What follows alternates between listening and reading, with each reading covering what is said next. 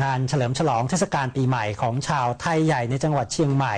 มีความหมายมากกว่าความสนุกสนานนะครับพวกเขายังได้ร่วมรำลึกถึงความเป็นชาติผ่านนิทรรศการที่นำมาจัดแสดงให้ชาวไทยใหญ่รุ่นหลังได้เรียนรู้ติดตามรายงานจากนักข่าวพลเมืองกลุ่มชาญ Youth Power จังหวัดเชียงใหม่ครับ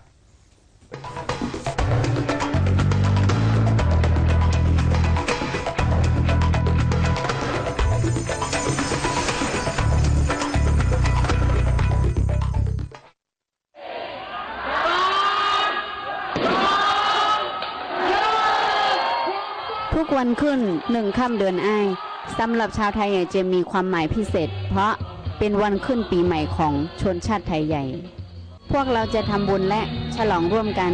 ปีนี้ที่วัดกูเต้าจังหวัดเชียงใหม่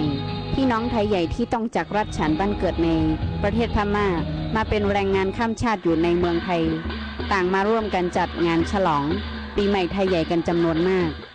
นอกจากจะมีการเล่นกีฬาเชื่อมความสามัคคีและการแสดงทางวัฒนธรรมของชาวไทยใหญ่แล้วสิ่งสำคัญของงานคือนิทรรศการภาพถ่ายเจ้าฟ้าไทยใหญ่และสถานที่สำคัญทางประวัติศาสตร์ของชาวไทยใหญ่ในรัฐฉานที่ถูกทำลายและวิถีชีวิตดั้งเดิมของไทยมาจัดแสดงให้ได้ชมด้วยรัฐฉานบ้านเกิดของพวกเราเคยเป็นแคว้นที่ปกครองตนเองโดยเจ้าฟ้าจนเมื่อเข้าร่วมกับพม่าเพื่อประกาศเอกราชจากอังกฤษเจ้าฟ้าได้สละพระราชาอำนาจและร่วมปฏิรูปรัฐธรรมนูญให้เกิดสหพันธ์รัฐแต่ก็เกิดการรัฐประหารบ้านเรือนและวัฒนธรรมของพวกเราหลายอย่างชาวไทยใหญ่จำนวนมากต้องอพยพมาเป็นแรงงานที่เมืองไทยการนำภาพเก่าๆวิธีวัฒนธรรมของพวกเรามาจัดแสดงนอกจากจะให้ผู้มาร่วมงานรู้จักชาวไทยใหญ่มากขึ้นแล้วเพื่อย้ำเตือนไม่ให้ชาวไทยใหญ่หลงลืมประวัติศาสตร์ของตนเองเขาเลยมาเขาปล่อยปีใหม่ใต้ค่ะแต่ว่าปล่อยปีใหม่ใต้ค่ะเนี่ยจะมาเป็นในเมืองไทยค่ะเนาะแต่ว่าเขาก็เปลี่ยนอันผมโจมที่ค่ะแต่ว่าวันเมืองเขาได้เขาเลยมาหันหุบเจ้าฟ้ากูหุบกูปุ่งกูอันนั้นได้เขาเปลี่ยนอันสเล็กน้อยวันนี้อยู่กวนกูไม่รู้ค่ะนะให้เพราะว่าลูกบ้านนาไทยอันซื้อซามามีอยู่ในเมืองไทยตัดพื้นในเจียมเล็กต่ออย่าเจียมยิงเจียมใจเจียมหนุ่มเจียมเท่าให้พวกมีทางของสถาบันเมืองมาเปลี่ยนว่าเจ้งหรืออันนั้นนะให้พวกอะไรหันถึงว่าสักพื้นเจ้าหู้ก็หู้เจ้าไปหู้ก็มีค่ะวันเนาะอันนี้เขาเลยมาหันงานในเขาได้เปลี่ยนอันหัวจุ่มเต้ๆขยาวเนาะปีใหม่ใต้เมืองเฮาก็มันติ่นได้ก็มีการได้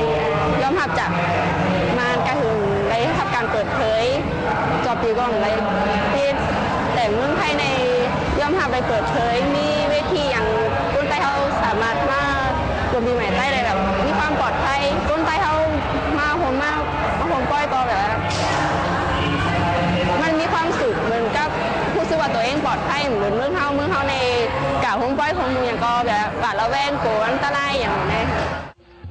แม้พวกเราจะไม่ได้ฉลองปีใหม่ไทยใหญ่ในแผ่นดินของไทยใหญ่เองแต่